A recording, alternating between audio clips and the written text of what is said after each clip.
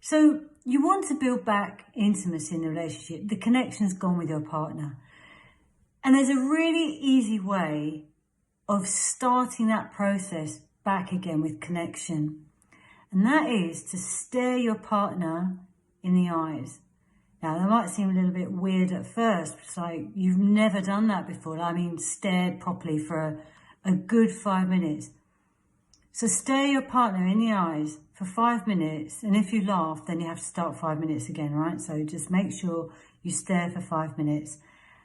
And that is extremely powerful. So why don't you have a go at it?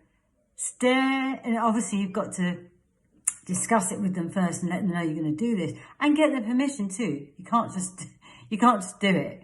So get their permission and do it.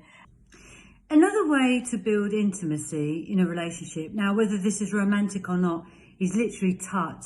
There are some famous people who use touch all the time. People like Oprah Winfrey, Chris Hemsworth, the actor, Graham Norton. They all touch, and it's a brilliant way of making the other person feel totally relaxed by you, and it builds a connection.